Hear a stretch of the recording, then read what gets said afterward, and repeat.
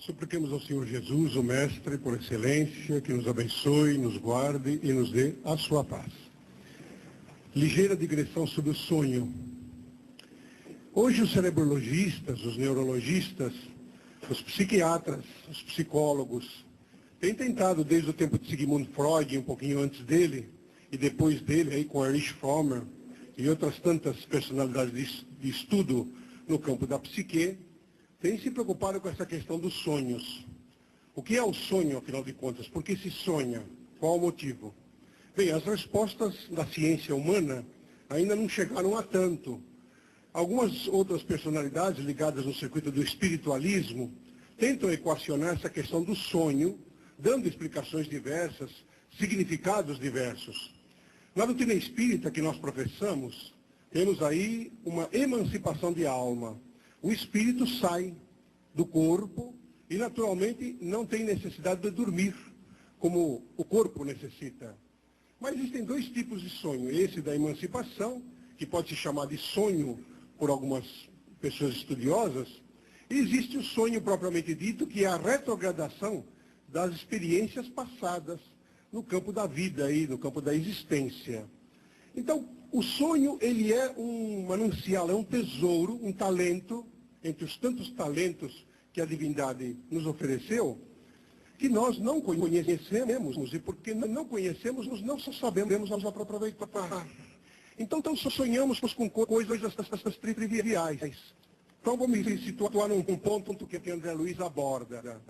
É um homem letrado, e este homem letrado encontra aí um instrutor espiritual, ele está em desdobramento. E vai no mundo espiritual para reclamar dos médiuns, dos espíritas, a respeito dessa questão da prova da existência da alma. Ele não acredita na imortalidade da alma. Então, através do sono, em sonho, ele desdobra do corpo e vai discutir com o espírito superior a respeito dessa questão. E o que ele quer saber? Aquilo que todo mundo quer saber. A questão dos desencarnados. Ele quer saber do pai, da mãe, da filha, da sobrinha, da tia, da avó, da bisavó, tataravó. Ele quer saber notícias dessas pessoas. E aí insiste com a entidade espiritual, e nisso ele quer fazer uma discussão e o espírito se mantém sereno, não diz absolutamente nada. Não tem respostas para dar. No momento, as entidades espirituais que ele exige que venham para comprovar a experiência além túmulo, não podem atendê-lo no momento, como a grande maioria dos espíritos não tem condições. Para tudo precisa ser qualificado, até para se comunicar mediunicamente. O espírito quer falar dele, quer dar notícia onde está, mas nem todo médium está qualificado para recebê-lo. E aqueles que estejam, digamos assim, um pouquinho capacitados, normalmente dão informações equivocadas, ou dão informações segundo a cabeça deles, ou pincelam um pouco mais aquilo que o espírito propriamente dito está dizendo. Ou seja, a interferência mediúnica também compromete a comunicação. Daí porque muitas entidades superiores não permitem que o desencarnado venha a falar muito. Diz ao médium apenas, olha, diga ao consulente apenas isso, que ele está bem e pronto. Pelo menos isso ocorre conosco. Não entra em detalhes. A pessoa quer saber como está a pessoa no mundo espiritual desencarnado. Mas é fácil. É só tentar saber que tipo de vida ele levou aqui. Pelo tipo de vida que ele leva aqui, nós sabemos o que está acontecendo no mundo espiritual. Então diz lá o Bentes, que é o personagem, diz, engraçado, ele está atrás das respostas da imortalidade por boca de outro, seja minha, seja do médium que ele azucrina toda semana para querer saber do desencarnado. Mas ele por si mesmo não quer ir procurar o desencarnado onde está.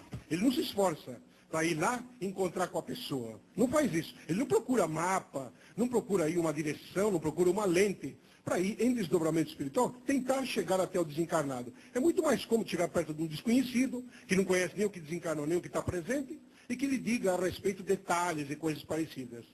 Então, na grande maioria das pessoas, nós não aprendemos a aproveitar do sono. Nós estamos aí muito preocupados com as coisas materiais ainda, com as coisas que a nossa inteligência deve resolver.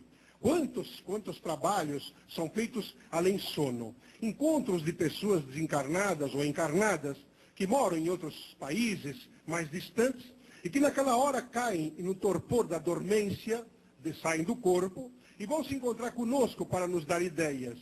Desencarnados mesmo se aproximam de nós E vem, muitas vezes, dentro da possibilidade do espírito, claro, do intelecto, desdobra e sai da onde está, ou desencarnado que esteja, sai da localidade e vem para poder nos dizer, nos ajudar no emprego. Eu estou com problema de emprego, estou com problema de namorado, estou com problema de dinheiro, estou com problema de vício, com problemas aí de várias ordem. E o espírito, muitas vezes, ou os espíritos, vêm conosco no sonho e nos dizem exatamente como poderíamos solucionar a questão. Vem com várias sugestões e tal. A pessoa, então, grande parte das vezes, tem o sonho, mas não sabe explicar. Por quê? Porque não prepara-se espiritualmente para dormir. Pouca gente faz isso. Dorme, pronto, cai, emborca e acabou. Existe uma passagem muito interessante de uma das obras de André Luiz, em que é o lugar das pessoas que estão na dormência profunda. O capítulo chama-se Os que Dormem. E esses espíritos, muitos deles, vão para essa localidade porque estão a dormir. O dormir aí é psicológico. Naturalmente que Pieter Ouspensky, entre outros, andou estudando essa questão do sono. Existem as pessoas que estão despertas, mas com sono da vida, então não querem nada, vegetam. O mundo deve para eles coisas. Todo mundo tem que ajudar, tem que orientar, tem que direcionar, tem que pegar pela mão e carregar, como a gente faz com os petizes e coisa parecida. Então essas pessoas estão em sono profundo. Não querem nada da vida a não ser vegetar. Viver à custa da mulher, viver à custa do homem, viver à custa do pai, da mãe, do patrão, de qualquer outra coisa e não fazer nada. Conheço várias pessoas assim que são faxineiros e faxineiros querem permanecer o resto da vida. Ah, não, eu vou me aposentar com 40 anos, faz conta para se aposentar. Só faz isso o tempo todo. Quando se aposenta, larga e fica azucrinando a família e tendo problemas e emborcam na bebida, porque não fazem nada, ou na droga, ou na viciação, na maledicência, na concupiscência, e principalmente numa coisa que está dando muito câncer de língua, chamado fofoca. Pois bem, dentro dessa condição, essas pessoas estão dormindo, elas não têm nada. Mas existem aqueles que dormem com sonhos. Sonha. Olha, sabe o que eu vou fazer? Olha, assim que terminar agora este ano, se Deus quiser, agora, bom, nós estamos aí no mês de agosto, mas se Deus quiser, em janeiro, dia 1º não, mas dia 2 de janeiro, eu já vou começar um curso de inglês. Ou eu vou na casa espírita e vou ajudar lá. Ou vou na igreja do meu pastor, que eu frequento, e eu vou lá dar umas ideias, para dar uma arrumada para caber melhor o público, se acomodar. Ou eu vou dar aulas para as crianças pobres. Ou eu vou ajudar na assistência social, vou me ingressar com um grupo de assistência social e vou levar comida para as favelas.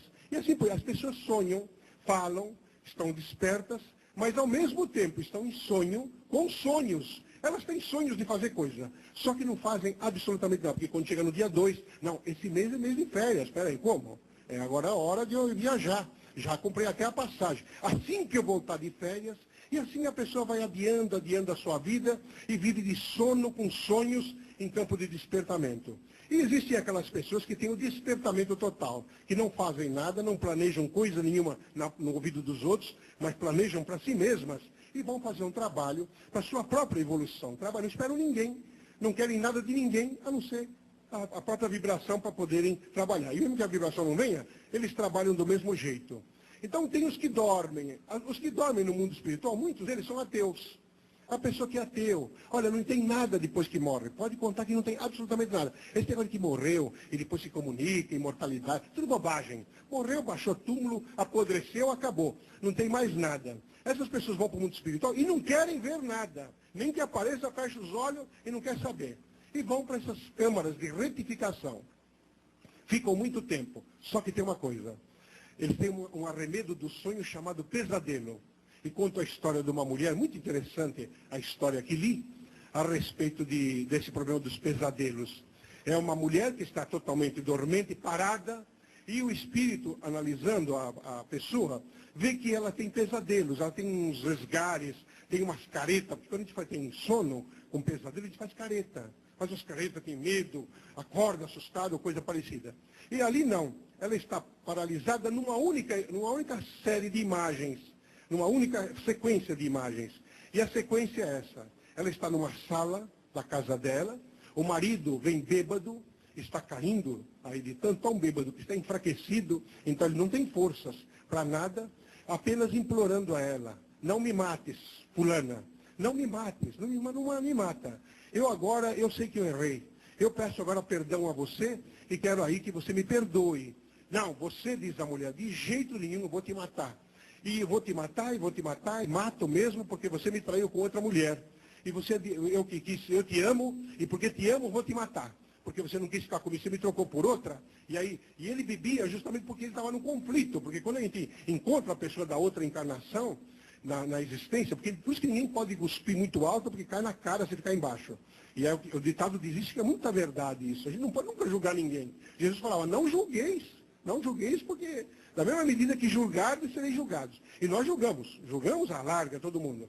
Pois bem, então ela está mordida de ódio, porque ele bebia todo dia, ela suportava, e ela então um dia pega ele em flagrante e espera ele chegar em casa, então ele está.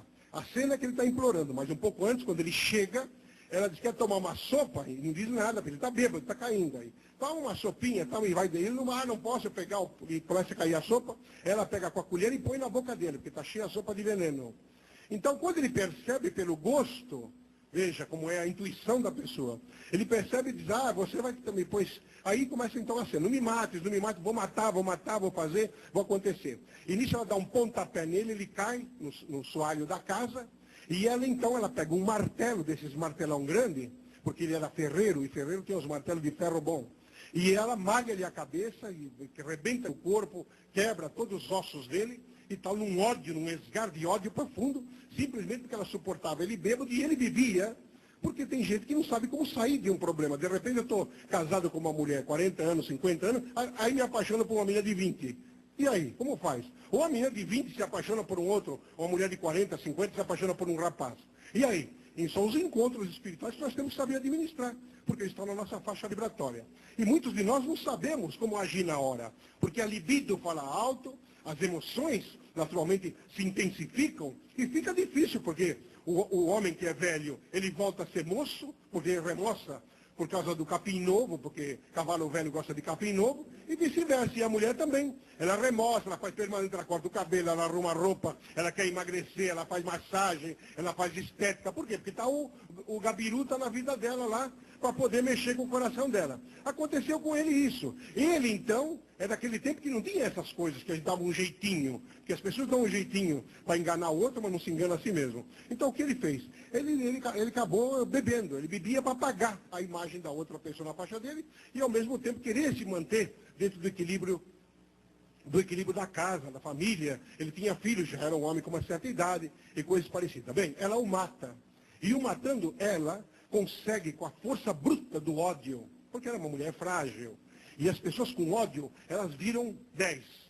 Tem uma força hercúlea. Então ela puxa aquele cadáver, todo ensanguentado, o arrasta, ela mora perto de uma via férrea, e coloca ali o corpo na via férrea, e deixa lá. E põe a cabeça de um jeito que quando o trem passar, ele decepa na cabeça, o resto que faltava, que é para tudo acusar como se fosse um desastre de trem. Que ele estava bêbado, eles vão fazer um exame toxicológico nele, vão saber.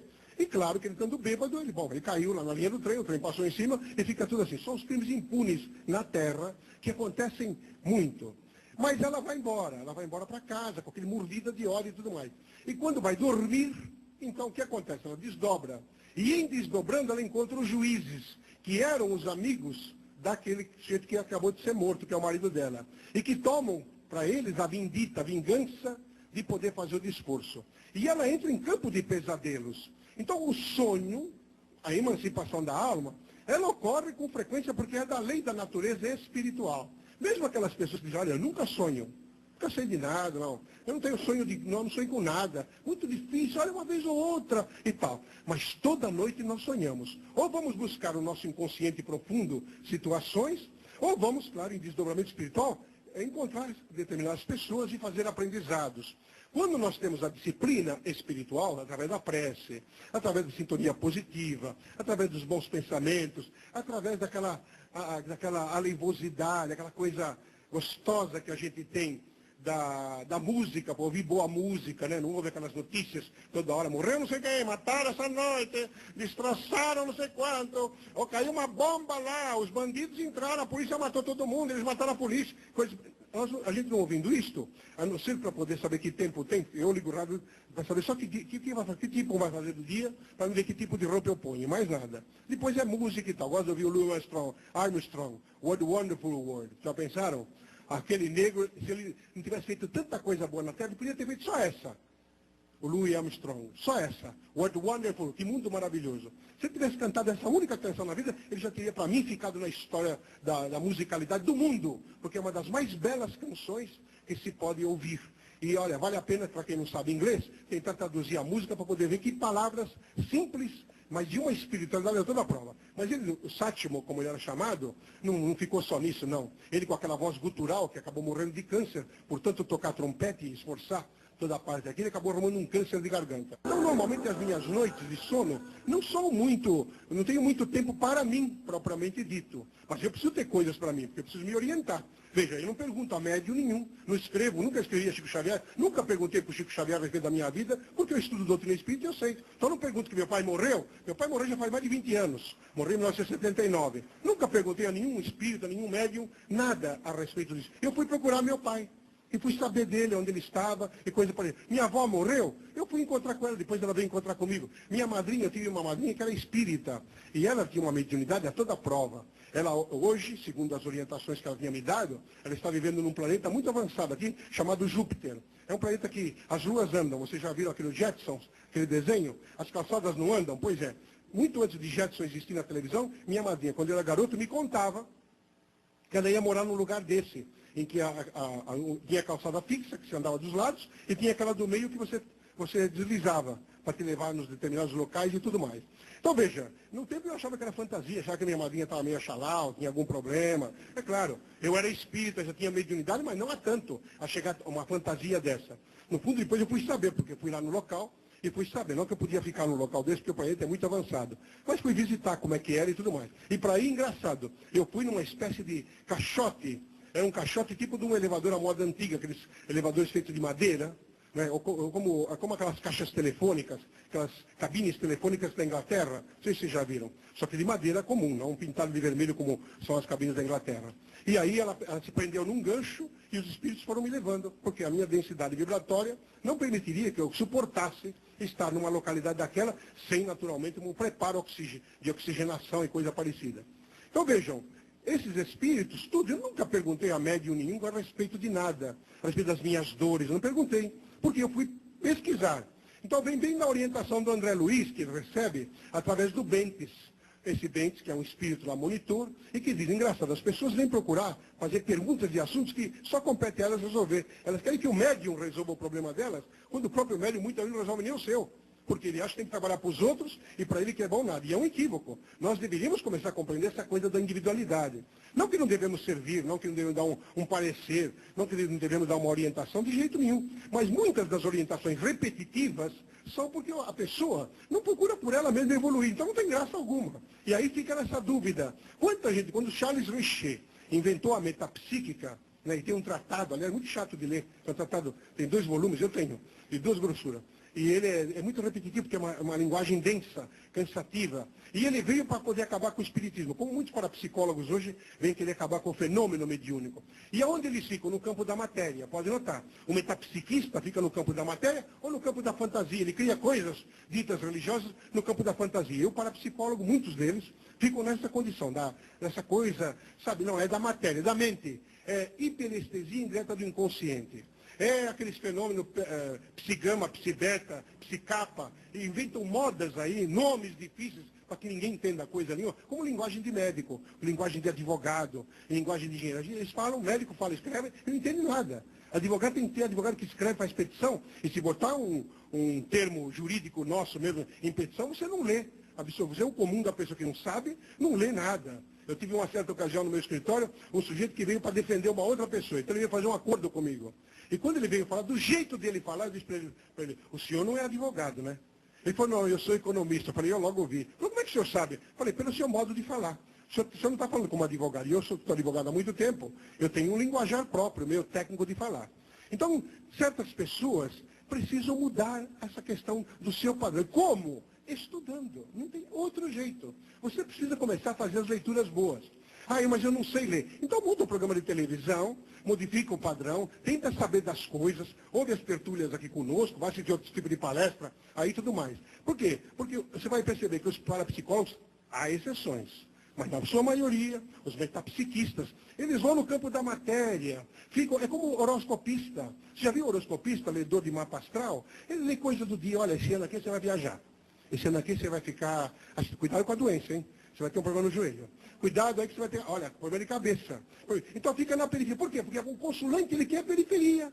Ele quer saber se ele vai ganhar dinheiro, se ele vai arrumar um emprego melhor que aquele que ele tem, ou vai arrumar um que não tem, se ele vai estudar, se ele vai... Sabe, ele não quer evoluir. Ele quer que o outro leia o mapa para ele. Então o que faz o orientador? Ele fica na periferia. Ele não avança em termos espirituais de profundidade. Porque eu digo a vocês, pela experiência pouca que tenho, espiritismo é universalista, é alguma coisa muito universal, que só você tem que sentir na alma. Não é que eu querer incutir em vocês coisas da alta esfera espiritual, ou espiritista, que não dá para entender. Quem pode entender o Chico Xavier? Vocês pegam todas as biografias que deram do Chico Xavier, que morreu e tal, é o santo homem, é o homem amor, é o homem que fazia caridade, escreveu mais de 400 livros, que a maioria não leu, muitos espíritas não leram, e assim por diante. O homem, ele morreu com 92 anos, ele era cego de uma vista. Veja, eles estão na periferia. O homem luz que ele foi, essa personalidade de escola, esse espírito de um avanço tão grande, que foi a maior antena do século XX e XXI, nem pouca gente fala, não tem. Porque eu ia lá em Uberaba, eu ficava sentado só para observar, porque eu sempre fui muito estudante. Eu gosto muito de observar. Eu pouco faço perguntas, porque as perguntas que eu tinha que fazer, Kardec fez. Então eu vou ler as respostas lá. Não faço perguntas, eu fico observando. Então as pessoas iam lá, Chico, e aí como foi em 1931 quando você encontrou com o Emmanuel? Ele já contou aquela história 500 milhões de vezes. E as pessoas perguntam, por quê? Porque as pessoas, os egoístas não dão lugar para os outros novos que chegam, não davam lugar. E aí o que acontece? O Chico respondia para as pessoas, porque o Chico está lá para isso mesmo, ele responde. E as pessoas eram as mesmas. Por que elas faziam isso? Eu perguntei ao mundo espiritual, por que fazem isso? Eu já vim aqui um monte de vezes, toda vez, são os mesmos a fazer pergunta, que é para não deixar ninguém chegar perto, forma um clã. Então o egoísta, ele pergunta toda vez, que é para não deixar o outro novo, que a gente está com câncer, está com doença, alguma coisa grave na vida dele que ele precisa ser orientado, eles não deixavam chegar perto. Daí porque era aquela avalanche de psicografias. As pessoas escreviam para o Chico Xavier, e aí o Chico Xavier mandava as respostas via psicografia, ou no próprio local, ele se fechava num quartinho no canto lá da sala, para poder psicografar junto com Bezerra de Menezes, Meimei, Maria Dolores, todo mundo, e para poder dar esse apoio, essa orientação, porque as outras pessoas, que podia facilitar, explicar verbalmente, o outro não deixava. Por quê? Porque nunca entenderam o Chico Xavier. Quem pode entender um Divaldo Franco? Na plenitude da espiritualidade. Que precisa estar um pouco na faixa dele para poder entender. Precisa olhar este homem com a veneração do irmão, que atingiu um patamar superior, que a gente deveria anelar. E a gente não, fica na periferia. Então o que faz o mundo espiritual superior? Faz você sonhar. Então você vai sonhar. E sonha, e os espíritos vêm, te orientam, te dão diretriz, você não... Aí fica um pesadelo, sou com a minha avó, mas não sei o que ela queria dizer. Por quê acontece isso? Porque quando você acorda, já não está muito interessado naquilo. Principalmente se tiver muito trabalho para fazer, não está interessado. Então o que acontece? No choque anímico, quando o espírito volta para o corpo, ele tem um baque vibratório e proposital que você faz, ainda que inconsciente, e o que acontece? Você esquece muitas das coisas. Algumas pessoas lembram de algumas coisas. O que deveriam fazer? Ter um lápis e papel na mão para poder anotar aquilo que acontece. E isso as pessoas não fazem, nem se preocupam de saber. Muitas vezes a solução da sua vida é de dinheiro, a tua vida, porque tem espíritos que orientam para isso. A vida material, de dar aí condições, vem te dar toda a forma do que você deveria, sugere, né? Não que vem dar a forma, ele fala, tem que fazer isso, não fizer, ó. Não. Mas vem dar sugestões e tudo mais. A pessoa não quer saber em absoluto. Por quê? Porque ela gosta da vitimania, ela quer se queixar. Ela gosta da queixa. Parece brincadeira uma coisa dessa, mas é a vitimomania. Aliás, no livro, o último livro nosso, eu coloco um capítulo lá sobre a vitimomania. A pessoa tem prazer em se queixar, em sacrificar. Ela não quer soluções, ela pede soluções que não quer em absoluto. Porque ela está no estado de sono. E ela quer ficar no sono dos sonhos. Ela quer sonhar. Então, quando o médium fala, o orientador, o padre, o pastor, o psicanalista fala, estas pessoas ouvem, ai que beleza, nossa, ele me disse isso, ele me disse que eu sou isso, sou aquilo e tudo mais. E normalmente a gente não mente, olha, você tem talentos dentro de você. Por que você não vai desenvolver esses talentos? Porque todo mundo vem com talentos. Lembre da parábola dos talentos, capítulo 16, item 6º do Evangelho segundo o Espiritismo, vocês vão olhar a parábola dos talentos. O que são os talentos? Ora, talentos eram uma espécie de dinheiro antigo, no tempo de Jesus, era o nome de um dinheiro. E esse dinheiro é dado pela história de Jesus, é dado por um homem que é dono de uma herdade muito grande, um sítio, uma fazenda, seja lá o que for. E ele tem que viajar. E para viajar, ele chama 3 pessoas de confiança dele, que parece que se destacaram, e o que ele faz? Ele dá talento. Para um ele dá 10 talentos, para o outro ele dá 5, para o outro ele dá 1. Ou uns escrevem que ele dá 2 talentos para um, 5 para o outro e 1 para um. O outro para 10. Não importa quanto. Eu sei que para um ele dá 1. E para os outros ele dá um pouco mais. O que acontece? Ele vai viajar e quando ele volta, ele pede contas. Bom, e aí? E os talentos? Chama o fulano. Aí vem o primeiro que ganhou mais, diz para ele, está aqui, você me deu tanto, tem o dobro de tanto, porque eu apliquei, eu fui lá e tal. E aí vem o outro, o segundo. Olha, você me deu tanto, patrão? Dei. Então está aqui o tanto que você me deu, e mais tanto, dobro, porque eu apliquei. E vem aquele que ganhou 1. E esse um fala, olha, eu sei como você é rigoroso, você é durão com as coisas de dinheiro, eu fiquei com medo e tal. E o que eu fiz? Eu enterrei na areia, guardei lá, esperava você voltar. Quando você voltou, eu estou aqui com o seu talento. Então, o que talentos isso significava? O que Jesus podia falar da linguagem que eu estou falando hoje, interpretando, não podia. Então, os talentos são alguma coisa que temos dentro de nós. Vocês são pessoas, somos todos pessoas que temos vida, vocês estão vivos aí, ao que me parece, né? Menos desencarnados estão vivos. E aí outra coisa, porque tem gente que é vivo morto, né? Fica mortão, não. Você viu? Ah, vi. Vamos na festa? Aonde? Lá na Lapa. Não vou, né? Mas vai chover. Se não chover, eu vou. Mas se escurecer, não vou. Até para falar, a pessoa é os talentos. Ela tem os talentos guardados, enterrados na areia. Então, o que ela precisa fazer? Se despertar, mas só ela. Ninguém, não tem terapeuta que vai despertar. Você pode se encantar com um terapeuta. Mas manter o campo da terapia o tempo todo é muito difícil. Eu digo para vocês que é difícil porque eu estou há 40 anos no movimento. Um pouco mais agora. Desde criança, com mediunidade, com os problemas obsessivos, que minha mãe corria para os sacerdotes para benzer, para as benzedeiras aí da Vila Maria, do Belém, e quanto me benzeram nos terreiros de Umbanda, quantas vezes eu fui socorrido pelos problemas da mediunidade que eu tinha, os sonhos, pesadelos das entidades que vinham atrás de mim e coisas parecidas. Então, o que acontece? Eu sei como é difícil, às vezes, nós nos transformarmos. Pedaço da palestra passada. Então, vejam só. Então, vem o sonho é outro dos recursos que o mundo espiritual aproveita para poder nos orientar. E nós fazemos o quê? Se somos sexólatras, vamos atrás do sexo. Gostamos da mulher, daquele homem. Mas o homem é massa bruta. A mulher não nos deu confiança, mas eu vou tentar cantá-la pelo sonho. E aí vou tentar atraí-la e vou atrás dela e coisa parecida. Eu sou do jogo. Eu gosto de jogatina. Então o que eu faço? Eu não posso jogar, porque dizem... Não, no Brasil não se joga no bicho porque é proibido. Vocês sabem que ninguém joga no bicho no Brasil porque é proibido. Nos cavalos joga os burros jogam nos cavalos, mas isso também não é proibido, aí pode jogar, na loteca pode jogar, na zooteca pode jogar, mas no jogo do bicho não pode jogar. Esses eufemismos aí da lei humana, coisas da criancice humana, que essas pessoas estão no estado de sono ainda, acham que fazem leis e que essas leis vão servir vão coibir certas coisas. O que coíbe os maus instintos é a educação. Se o governo não se preocupar com a educação, ele pode fazer quantas leis quiser. A droga vai continuar caminhando, a violência está aí a rodo correndo, as viciações estão aí, a maconha, cocaína, heroína, o crack e outras tantas porcaria aí, vão continuar correndo do mesmo jeito porque corrompe até as próprias autoridades, que se sentem manietados porque não tem leis adequadas. Prende, por isso que tem um ditado que diz, a polícia prende e a justiça solta. Então muitas polícias não estão nem prendendo porque não adianta nada, a justiça vai e solta. Então vejam, estas coisas são do sono da pessoa. Ela está em estado de sono. Então deveria deixar o corpo dormir, mas não o espírito. Questão 402 do Livro dos Espíritos. O espírito nunca dorme, ele nunca chega no estado de apagar. Por quê? Porque ele está ligado nas coisas dele. Por que não aproveitar esta força para poder se beneficiar? Por que ir no comodismo de perguntar para o outro, de pegar do outro, de colar do outro a lição, e não aproveitar absolutamente nada, como o aluno relapso que está na escola e ele cola na prova. Então ele vai e leva cola, ele leva aquilo lá, porque ele não guardou dentro dele. Então ele não guardou dentro dele, o que ele faz? Ele leva em cola. Então ele cola na mão, cola no dedo, agora usa aparelho eletrônico para colar, tem aqueles ouvidores, né?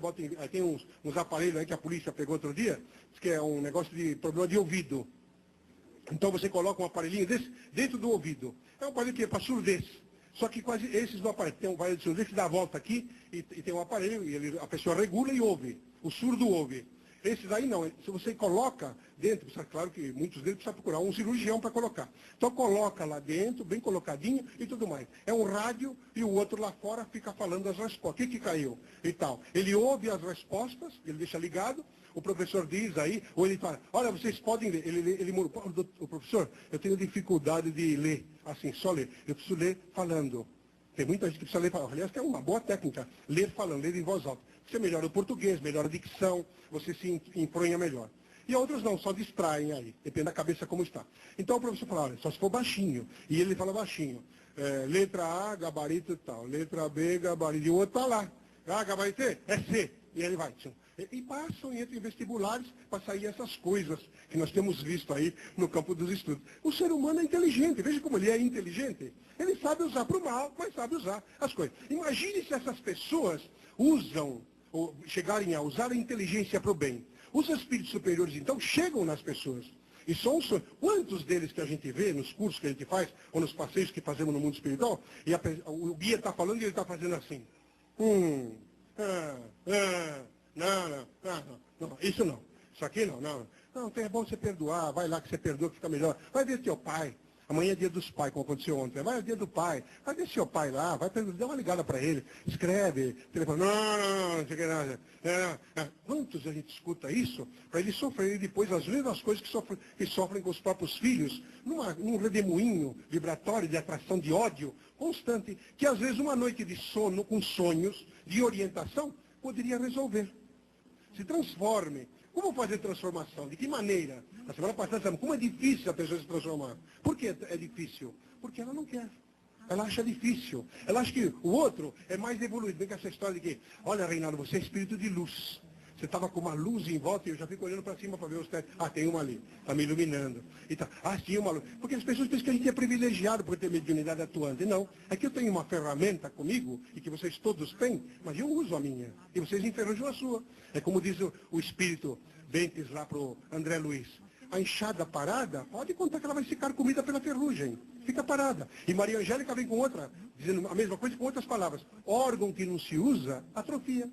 Não é isso? Por isso que tem tanta impotência no Brasil. Então, em função disso, nós percebemos por que as pessoas não conseguem olhar, enxergar adiante. Porque estão querendo colocar no ombro de alguém a própria felicidade. Querem que o outro diga, o outro faça, o outro conduza. E a pessoa não quer fazer nada. Ela vive no campo dos sonhos, vou fazer isso, vou fazer aquilo. E não faz absolutamente nada, porque o outro vai fazer. Ela acha que vai fazer para ela. E quanta gente se decepciona com médiums. Quanta gente. Nesse ponto, os pastores protestantes, que metem o pau nos espíritas e nos médiums, nesse ponto eles estão mais ou menos corretos. Porque a pessoa vai buscar tudo de médium, que é tudo do espírito, o espírito que fale. Porque ele está sintonizado com as forças superiores. E você não pode estar, por quê? Porque eu sou privilegiado e você não. Que diferença é essa que Deus andou fazendo? Por que motivo? Não, é que o meu esforço é de 24 horas por dia, no quanto eu possa me sintonizar com a oração, com as vibrações, com os bons espíritos. Porque, afinal de contas, todos temos o talento paranormal. E esses talentos estão dentro de nós.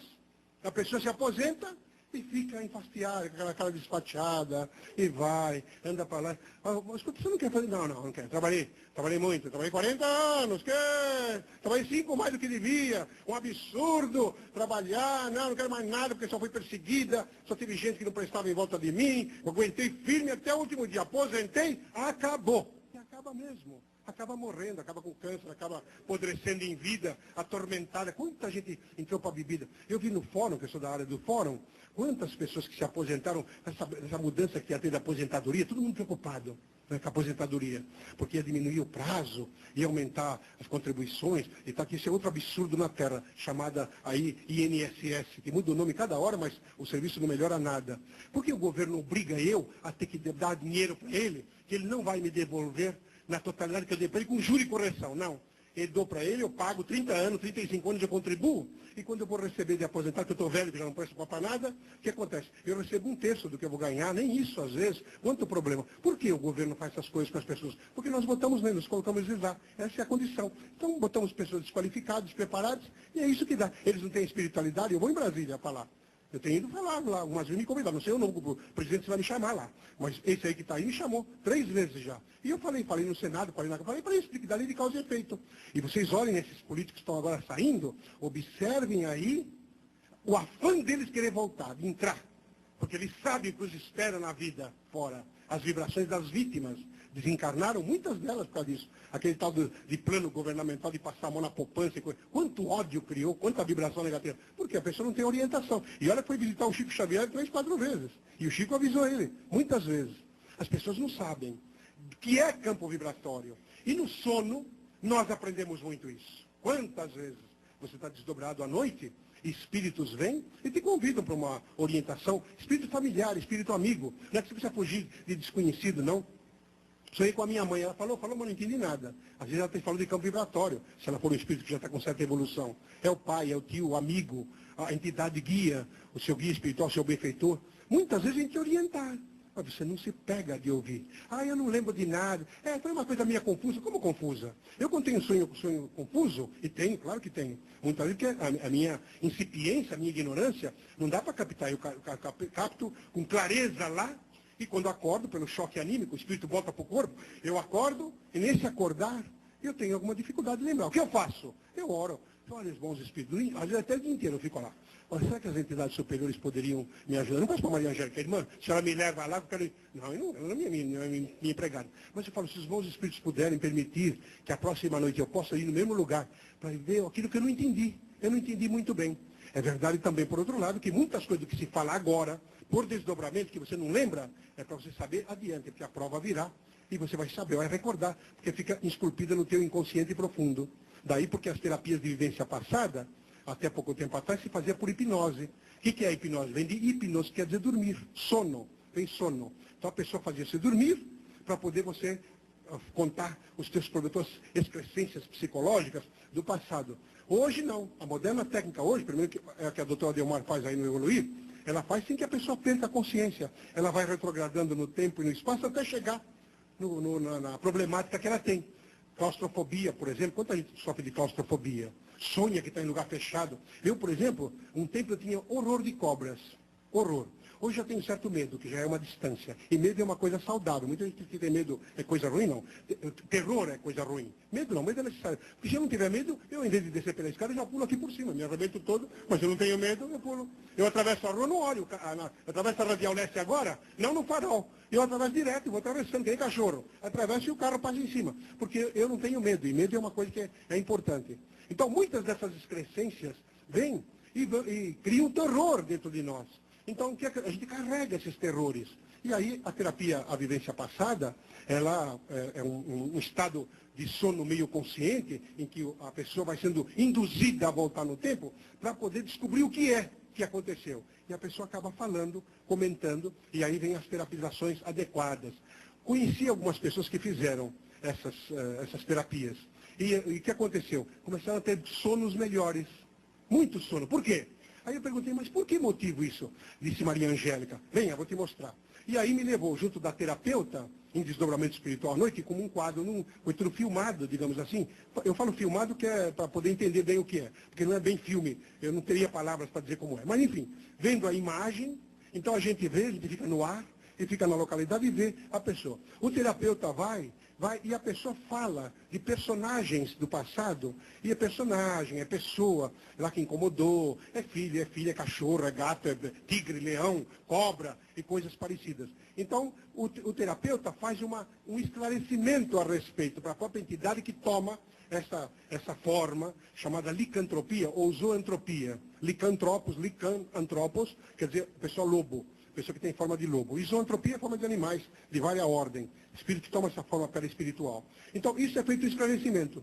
E eu, então, tinha horror de cobras. Tinha horror. Por quê? Porque eu tinha horror. Eu devo ter sido mordido por cobra e coisa parecida. Então, o que faziam os obsessores quando eu era criança? E depois mais garoto? Que eu acordava empapado de suor e esgazeado, assustado, teso. Minha mãe ficava assustada comigo e meu pai ficavam assustados. Porque os espíritos me colocavam, era um lugar no interior, que depois eu fui ver em desdobramento, tinha aquela casa de interior que era vazia. Sabe aquelas casas que a pessoa, muito velha, antiga, de meio de mato, de fazenda, em que a pessoa muda e deixa lá, fica aquelas tábuas meio podre e tal. E aí o que acontecia? Tinha no teto, entre uma parede e outra, tinham chamados fumeiros. As pessoas punham fumeiro, que é para É para pôr linguiça, para pôr salame, aquelas que ficavam secando ali, quanto mais seca diz que é mais gostoso, porque aí corta em pedaço e coisa parecida. Tinha os fumeiros, mas não tinha nada de comida, lá de coisa para comer. E é esse lugar. Eu estávamos com o de branco, e estava lá, e parado, e em volta, pelado, cobra não andava. Eram os terrores que eu tinha, que eu fui perguntar para a médica, eu tenho um sonho com cobra, o que eu faço? Jogo no bicho, jogo na cobra, ou então o que eu é o obsessor? Não. O que eu fui fazer? Eu fui começar a ler sobre cobras. Eu fui na revista, porque a revista eu ficava com medo, eu fechava. Então eu ia olhando e tal. E depois comecei a assistir televisão com filmes de cobras.